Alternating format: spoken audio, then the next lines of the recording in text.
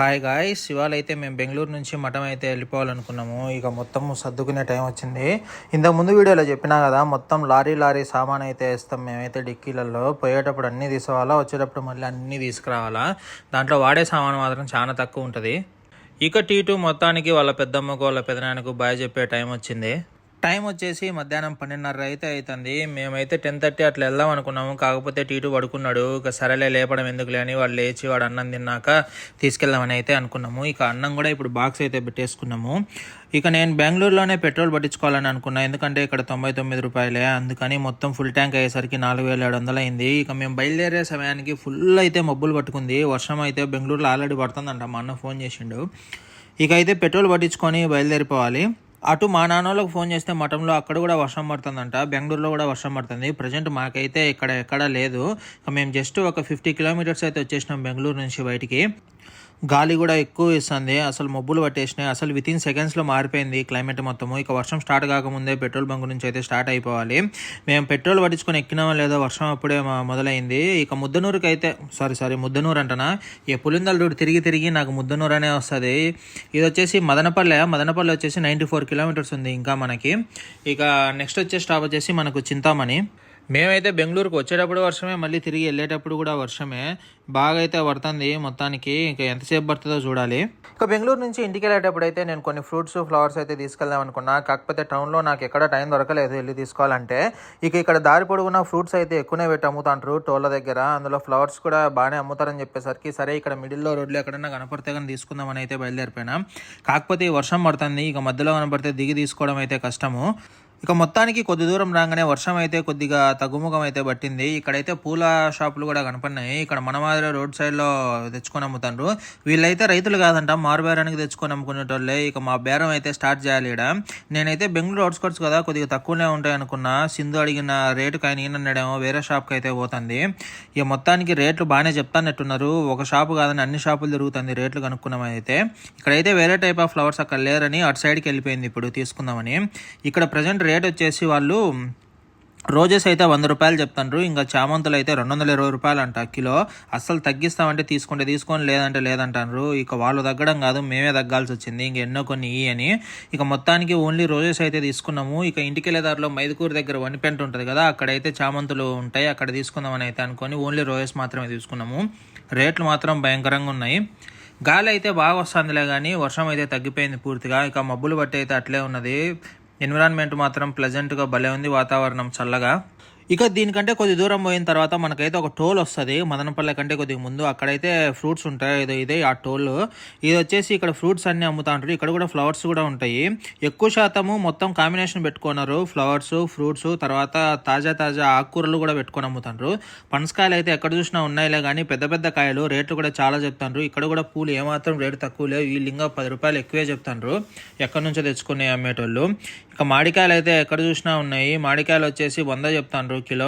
ఇవి వచ్చేసి ఏదో షుగర్ కోసం బాగా పనిచేస్తాయంట. మన సైడ్ అయితే వీటిని గజ్జి నిమ్మకాయలు అంటారు. ఇక మీకు ఎవరికైనా తెలిస్తే ఈ ఫ్రూట్ ఏందో కమెంట్ చేయండి. పనసకాయలు అయితే కాయను బట్టి రేట్లు ఉన్నాయి. వచ్చేసి 180 ఉన్నాయి, 350 ఉన్నాయి, 600 కాయ కూడా ఒక ఆమె చూపించింది. ఇక వద్దులే అని నేనైతే తీసుకోలే. ఇక్కడైతే స్టార్ ఫ్రూట్స్ అని ఉంది. ఇది నాకు ఒకసారి అది ఏందో చూపిక అంటే ఆ గజ్జి నిమ్మకాయ తీసి చూపిస్తుంది. టేస్ట్కి అయితే ఇచ్చింది, చాలా పుల్లగా ఉంది. కాకపోతే ఇది షుగర్ పేషెంట్స్కి అయితే చాలా బాగా పనిచేస్తుందంట. ఒక కాయ అయితే తీసుకుందాం అనుకునేలే కానీ అదేందో మరీ పుల్లగా ఎట్టట్లో ఉంది, అందుకే అసలు తీసుకోలేదు. నేరేడు కాయలు, నాటుకాయలు ఉన్నాయి, తర్వాత హైబ్రిడ్ కూడా ఉన్నాయి. ఇదేందో వాటర్ యాపిల్ అంట, టేస్ట్ అయితే అస్సలు బాగలేదు. ఇక నేరేడు కాయలు కొన్ని తీసుకుందాం అంటే అవి కూడా సరిగా లేవు, సొగమే బాగున్నాయి, మిగతా అంతా పచ్చిగా ఉన్నాయి. ఇక ఎన్ని 250 గ్రామ్స్ అయితే 60 రూపాయలకు ఆమెతో బేరమాడైతే తీసుకున్నాము. వాటర్ యాపిల్ అయితే అస్సలు బాగలేదు. టేస్ట్ చూసిన తర్వాత కొందాం అనుకున్నాం, చూసిన తర్వాత అస్సలు కొనొద్దు అనుకున్నాము. ఇక ఫ్రెష్గా ఇప్పుడే కోసుకొచ్చినట్టున్నారు ఆకుకూరలన్నీ ఇక్కడ కూడా అమ్ముతాండ్రు పెట్టి మొత్తము. ఇక మొత్తానికి పండ్లు అయితే కొనుక్కొని బయలుదేరిపోతున్నాము. ఇక మొత్తానికి 6కి అయితే చేరుకుంటాం అనుకున్నాం కానీ ఇక్కడ ఆగుకుంటా వచ్చేసరికి 7:30 చూపిస్తుంది అరైవల్ టైము. మేము కడపకి వెళ్ళి కడప నుంచి మైదుకూరు వెళ్ళాలి. బట్ కాకపోతే కడపలో మా అమ్మమ్మ దగ్గరకు వచ్చేపు ఆగాలని అయితే అనుకున్నాము. బట్ కాకపోతే టైం ఎంత అయిద్దో అక్కడ పోయేసరికి చిన్నోనికి ఫుడ్ టైం అయితే కానీ డైరెక్ట్ వెళ్ళిపోతాం ఇంటికి, లేదంటే కానీ ఒకసారి అమ్మమ్మ దగ్గరికి వెళ్ళైతే వెళ్ళిపోతాము. నేను బెంగళూరు అవుట్స్కర్ట్స్ నుంచి ఇటు రైట్ చింతామణి దాటి మదనపల్లి రూట్కి వచ్చినంత వరకు మామిడి చెట్లు ఎక్కడ చూసినా ఉన్నాయి, కానీ తోటల బయట ఎవరు పెట్టుకొని అయితే అమ్మడం లేదు. ఇంతకుముందు బాగా ఎక్కువ ఉండేటి తోటల బయట పెట్టుకొని అమ్మేది. ఇప్పుడు వాళ్ళు కూడా రేట్ అంతే చెప్తారు. టౌన్లలో అయ్యే రేట్లు ఉన్నాయి, పల్లెలలో అయ్యే రేట్లు ఉన్నాయి, తోటల కాడవే ఉన్నా కానీ అయ్యే రేటు ఎవరు ఎక్కడ తగ్గియట్లేదు. మొత్తం అయితే మామిడికాయలు మాత్రం 100 చెప్తారు. ఇక కుళ్ళిపోయేటి పుచ్చులు ఉంటే కానీ 100కు 3 కిలోలు 4 కిలోలు అయినా అమ్ముతారు. కొద్దిగా అయితే జ్యూస్ తీసుకోవాలి, ఎందుకంటే వానలు పడుతున్నాయి కాబట్టి మ్యాక్సిమం పురుగులు ఉంటాయి ఎక్కువ కాయల్లో. బయట వాతావరణం బాగా చల్లగా ఉండడంతో జర్నీ అసలు తెలియకుండానే అయిపోతుంది, బాగా గడిచిపోతుంది జర్నీ అయితే. మధ్యలో ఎక్కడైనా టీ బ్రేక్ తీసుకోవాలి, బాగా చల్లగా ఉంది వాతావరణము. టీ బ్రేక్ తర్వాత ఒకటి పఫ్స్ ఏదో ఒకటి తినాలి. కొద్దిగా ఆకలేస్తుంది, మధ్యాహ్నం కొద్దిగా తక్కువ తిన్నాము. నాకైతే నిద్ర వస్తుందని జర్నీలో ఎక్కువ తినాలంటే భయంగా ఉంటుంది.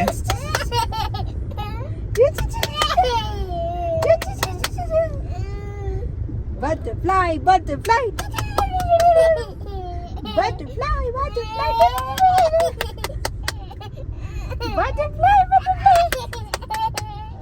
butterfly. ఇక మేము వెళ్తుంటే ఎక్కడ చూసినా మామిడికాయల లోళ్ళే కనపడుతున్నాయి. కారులో కనుక మా అమ్మ ఉంటే ఖచ్చితంగా ఆపి ఎన్నో కొన్ని ఒక మూటకి అయితే వేయించదు వాళ్ళతో, అయ్యైనా అని. 100 రూపాయలకు ఒక మూట అయితే ఖచ్చితంగా తీసుకుంటుంది మా అమ్మ. అట్ట బేరం ఆడిద్ది. ఎక్కడ చూసినా కానీ అయ్యే కనపడుతున్నాయి నాకైతే మామిడికాయల లోళ్ళు. కాకపోతే తీసుకొని అడుగుదాం అంటే ఫుల్ కవర్ చేసుకొని వెళ్ళిపోతాండ్రు. లోల్లో అయితే అన్ని పచ్చికాయలే కనపడుతున్నాయి, అన్న ఒకటి పండుకాయలు కనపడుతున్నాయి. నాకు తెలిసి ఇవన్నీ మందు పెట్టి మావ పెడతారు అనుకుంటా. ఇంకా మొత్తం గోడౌన్కి అయితే తీసుకుపోతానంటున్నారు. ఇదైతే కొద్దిగా మదనపల్లె కొద్దిగా ముందైతే మొత్తం రోడ్డు కన్స్ట్రక్షన్లోనే ఉందండి. ఇక్కడ కూడా కొద్దిగా లేట్ అయింది, బాగా కన్స్ట్రక్షన్ జరుగుతుంది. అందులో గుంతలు ఎక్కువ ఉన్నాయి. వర్షం పడేసరికి ఇంకా బురదగా అయిపోయింది మొత్తము. ఇక నేను అలా ఆలోచించుకుంటూ పోతా ఎక్కడ స్టాప్ అయిదామా అని వెయిట్ చేస్తూ ఉంటే మా అన్న అయితే ఫోన్ చేసేసిండు. ఇన్ కేస్ కన్నా మదనపల్లెలో లోపల నుంచి వెళ్తే కన్నా మనకైతే సెంటర్ నుంచి కొద్ది ముందుకు పోగానే ఒక చికెన్ పకోడా షాప్ ఉంటుందని, నీకు వీడియో వచ్చినట్లుంటుంది, నువ్వు కూడా తిన్నట్టుంటుంది, ఒకసారి అయితే ట్రై చేయి, చాలా రకాల చికెన్ పకోడీలు ఉంటాయని చెప్పిండు. బట్ కాకపోతే నేను ఇందాకనే కదా తిన్నది, 2.5 hours అవుతుంది నేను తిని, ఇంకా అందుకే ఏం ఆకలి కావట్లే. బట్ కాకపోతే టీకి అయితే ఎక్కడో దగ్గర ఆపాలని చూస్తున్నాను. ఇక్కడ వచ్చేసి ఎక్కువ టౌన్లోంచి వెళ్ళట్లేదు, మొత్తం ఇట్లా ఐసోలేటెడ్ ఏరియాస్ ఉన్నట్టున్నాయి. ఏం షాపులు కూడా లేవు. మామిడికాయలు చూస్తే మాత్రం ఉన్నాయి అక్కడక్కడ బయట పెట్టుకున్నారు తోటల దగ్గర, అవి కూడా పచ్చిగా ఉన్నాయి. ఇక చూడాలి ఆ చికెన్ పకోడా షాప్ ఎక్కడో. మొత్తానికి రాయచోటికి అయితే చేరుకున్నామండి. ఇక్కడైతే మచ్చినట్టు బ్రేక్ ఖచ్చితంగా తీసుకోవాల్సిందే. ఇక మనము రాయచోట్లకి అయితే పోము, బైపాస్ మీదుగా వస్తాము. ఇక్కడ వచ్చేసి మనకు ఆంధ్ర స్పైస్, సితారా అని 2 రెస్టారెంట్లు ఉన్నాయి. పక్కనే కాఫీ షాప్ కూడా ఉంటుంది అక్కడే. ఇక్కడ చిన్నపిల్లలకి ప్లే ఏరియా కూడా ఉంది, బాగానే మెయింటైన్ చేస్తాడు. కాకపోతే వర్షం పడడం వల్ల అంత బురద ఉంది ఎక్కడ చూసినా కానీ. ఈ ఆడుకునే దాంట్ల మీద కూడా అన్ని నీళ్ళు అయితే ఫిల్ అయి ఉన్నాయి. కాకపోతే అందుకే పిల్లలు ఎవరు ఆడట్లేదు ఇక్కడ. ఇక ఈ టీ షాపులు అయితే పఫ్స్ అవి ఏమైనా ఉంటాయని చూస్తే ఏం లేవు, ఓన్లీ టీ ఉంది. కొన్ని రకాల టీలు అయితే ఉన్నాయి. నేనైతే ఇరాన్ చాయ్ తీసుకున్నా, సింధు వచ్చేసి లెమన్ టీ తీసుకుంది. ఇక్కడే సితారా ఉంది, దాని పక్కనే ఆంధ్ర స్పైస్ కూడా ఉంది. ఇక్కడ వచ్చేసి ఓన్లీ ప్రజెంట్ అయితే నాకు బయట షవర్మా ఒకటి కనిపిస్తుంది, ఇక్కడ బోండాలు బజ్జీలు అట్లాంటి ఏం లేవు.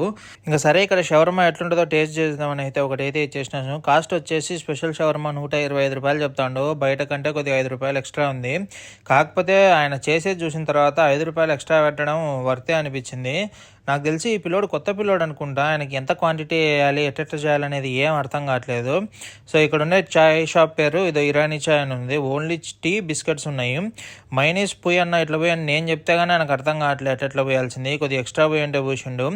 కూర మాత్రము మొత్తం 3 షవర్మాల్లో పెట్టేంత పెట్టించిండు మొత్తానికి, అసలు నోట్లో కూడా పట్టట్లే, అంత పెద్ద రోల్ చేసిండు.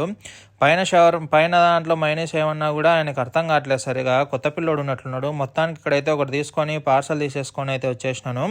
ఇక ఇక్కడ నుంచి మనం రైట్ వెళ్ళిపోతే కన్నా రాయచోట్ టౌన్లోకి వెళ్ళిపోవచ్చు. ఇటు లెఫ్ట్ గానే వెళ్ళిపోతే ఇంకా రామాపురము, కడప, మైదుకూరు ఇట్లా వచ్చేస్తుంది. ఇక మేమైతే కడపలో వెళ్ళే టైంని బట్టి మా అవ్వ దగ్గర ఆగాలనా లేదా అని డిసైడ్ అయిపోతాము. చిన్నానికి గాన ఫుడ్ టైం గాన దాటిపోతే గాన ఇంకా డైరెక్ట్ వెళ్ళిపోతాము మఠము. మొత్తానికైతే రామాపురం రీచ్ అయిపోయాను. మఠం నుంచి బెంగళూరు వెళ్ళే టైంలో మొత్తం చీకటి ఉండడంతో నేను సరిగా వీడియో అయితే తీయలేకపోయాను రామాపురంలో. ఇక్కడ వచ్చేసి మా చిన్నప్పుడు 3rd క్లాస్ వరకు అయితే చదువుకున్నాను నేను ఇక్కడ జనరల్ స్టోర్ అనేది ఒకటి ఉంటుందండి, చిలక జనరల్ స్టోర్ అని. చిన్నప్పుడు అయితే ఒక చిన్న రేకుల డబ్బా మాదిరి పెట్టుకొని దాంట్లో ఉండేటోడు. ఫస్ట్ టైం నేను కొబ్బరి బిస్కెట్లు కానీ ఇంకా పాల్కోవా అని వస్తాయి చూడు, పావలాటి, అప్పుడు ఈయన్నే ఫస్ట్ తిన్నది. ఈయన మాత్రం ఇప్పుడు 2 షాపులు పెట్టిండు, కూల్ డ్రింక్ జనరల్ స్టోర్ అని. ఇది వచ్చేసి నేను చదివిన స్కూలు, 3వ తరగతి వరకు అయితే ఇక్కడ చదువుకున్నాను. చాలా మారిపోయింది ఈ స్కూల్ మొత్తము, అప్పుడు అసలు ఇట్లా ఉండేది కాదు. చాలా బాగా హ్యాపీ అనిపించింది స్కూల్ను చూసేసరికి. 3rd క్లాస్ వరకు ఇక్కడ ఇక్కడ చదివి 3rd క్లాస్ తర్వాత అయితే మఠానికి మా నాన్న ట్రాన్స్ఫర్ అయినాడు. ఇక మఠంలో ప్రజెంట్ కంటిన్యూ అవుతుంది. 24 years అవుతుంది మఠం వచ్చి. ఇక్కడ రామాపురంలో మాత్రం మేము ఉన్నది ఓన్లీ 2 years మాత్రమే. ఇక ఈ రామాపురంలో మాకైతే చాలా మెమరీసే ఉన్నాయండి. వేసవికాలం వస్తే కన్నా అసలు మామిడి పండ్లు అయితే అసలు కొదవే ఉండేది కాదు. పక్కనే తోటలు ఉండేవి. అందరం సాయంత్రం బకెట్లలో వేసుకొని అవన్నీ ఫినిష్ చేసేదాకా అస్సలు వేసేటోళ్ళం కాదు, అంతగా తినేటోళ్ళం మామిడి పండ్లు. అప్పుడు అసలు మామిడి పండ్లు కొనే ప్రసక్తే ఉండేది కాదు. ఇప్పుడు మాత్రం కేజీ 100 పెట్టి కొనాలంటే ఏడుపు వస్తుంది. అంతగా తింటాను మామిడి పండ్లు అక్కడ ఉన్నప్పుడు. అది మాత్రం చాలా మిస్ అవుతున్నాం ఇప్పుడు. ఇక చిన్నప్పటి అన్ని గుర్తు చేసుకుంటూ సింధుకు కూడా మా చిన్నప్పుడు ఇక్కడున్న అక్కడున్న అన్ని ప్లేస్లన్నీ చూపిస్తూ మొత్తానికి కడప రూట్ అయితే పట్టేసినాము. నెమ్మదిగా చీకటి అయితే పడుతుంది. మేము ఘాట్ ఎక్కేసరికి ఫుల్ చీకటి అయితే అయిపోద్దని అనుకుంటున్నాను. ఇక చూడాలి మొత్తము. అందులో ఈరోజు వరల్డ్ కప్ మ్యాచ్ కూడా ఉంది. అది స్టార్ట్ అయ్యేలోపు ఇంటికి వెళ్ళాలని అయితే టార్గెట్ పెట్టుకున్నా. కాకపోతే మేము అక్కడక్కడ ఆగుతా పోతున్నాము. ఇక ఈ రోజు ఈ ఘాట్ రోడ్లో ఏం యాక్సిడెంట్ చూడాల్సో అని భయం వేసుకుంటా పోయింది. కాకపోతే దేవుని దయ వల్ల ఈ ఘాట్ రోడ్లో ఈరోజు మాత్రం ఎటువంటి యాక్సిడెంట్ బ్రేక్ డౌన్ మాత్రం నేనైతే చూడలేదు. చాలా హ్యాపీగా అనిపించింది. ఎందుకంటే మా చిన్నప్పుడు ఎప్పుడు చూసినా ఈ ఘాట్ రోడ్లో ఏదో ఒకటి యాక్సిడెంట్, అందులో అది కూడా మేజర్ యాక్సిడెంట్ అయ్యే ఉండేది. చూసి ఇంకా అందుకే ఈసారి అసలు ఏం జరగద్దు అనుకున్నాం. మొత్తానికి అయితే ఒక యాక్సిడెంట్ కూడా లేదు ఈ ఘాట్ రోడ్లో. ఇక మొత్తానికి కడపకి అయితే రీచ్ అయిపోయినాము. మాకు రాయచోటి అటు నుంచి అయితే వర్షం పడలేదు, కానీ కడపలో మాత్రం బాగా వర్షం సాయంత్రం నుంచి పడుతూనే ఉందంట. ఇక వచ్చేసి టైం 8 అవుతుంది. ఇక మా అవనైతే ఒక్కసారి కలిసిపోయి ముఖం చూపించొద్దామని అయితే అనుకున్నాము. ఒక్క 10 నిమిషాలు స్టాప్ అక్కడ. ఇంటి దగ్గరికి అయితే వచ్చేసినాము. ఇటు సైడ్ ఇంకా లెఫ్ట్ తీసేసుకుంటే ఇల్లు వచ్చేస్తుంది. మా అత్తోళ్ళు వచ్చేసి మరియాపురం చర్చ్ ఉంటుంది కదా, దాని పక్కన SBI కాలనీ అని ఒకటి ఉంటుంది. సో అక్కడైతే ఉంటారు. ఇక్కడ చిన్నప్పుడు మా పెద్దమ్మోళ్ళు కూడా ఈ ఏరియాలోనే ఉండేటోళ్ళు. ఇక మా అవ్వకి ఎక్కడం దిగడం కష్టమని మా మామూలు ఇక్కడ కిందనే ఉంటారు. చాలా సంవత్సరాలు అవుతుంది ఇక్కడే ఉండబట్టి వాళ్ళు. ఇక మా అవ్వ మేము వచ్చేసరికి షాక్ అవుతుంది. ఎవరు వచ్చిండ్రు ఎప్పుడు వచ్చినని. ఫస్ట్ అయితే సడన్గా లైటింగ్ లేకపోయేసరికి గుర్తుపట్టలేదు. ఇక గుర్తుపట్టిన తర్వాత నవ్వు ఆగకుండా ముసిముసి నవ్వులు నవ్వులుతుంది. మొత్తానికి కూర్చుంది. వాడిని మాత్రం అంతగా ఎత్తుకోలేదు. వాడు మన చేతుల్లోనే సరిగా ఆగడు. ఇంకా అవ్వ ఎత్తుకుంటే అస్సలు ఉండడు. అటు ఇటు ఆగుతుంటాడు. ఆమెకు అంత శక్తి కూడా ఉండదు పట్టుకోవడానికి. ఇక మొత్తానికి మమ్మల్ని చూసి బాగా హ్యాపీగా ఉంది. మా అత్త అయితే చిన్నోడిని ఎత్తుకొని మా మామ దగ్గరికి తీసుకెళ్ళిపోయింది. ఇక ఏంటంటే విషయాలు చెప్తుంది. ఎట్లెట్టుంది ఆరోగ్యం అంటే ఇంకా మొత్తం చెప్తుంది. అదేలే అట్టనే ఉందిలే, నాదేముందిలే అంటుంది ఇంకా రాగాలు తీసుకుంటా.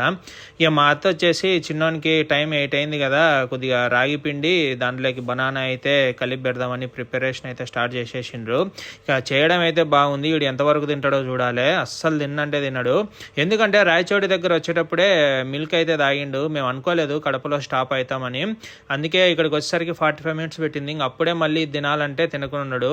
ఇక కొద్దిసేపు సెట్ అయిన తర్వాత ఆటల్లో పడిపోయిండు మొత్తానికి. ఇంకైతే బాయ్ చెప్పే టైం వచ్చేసింది.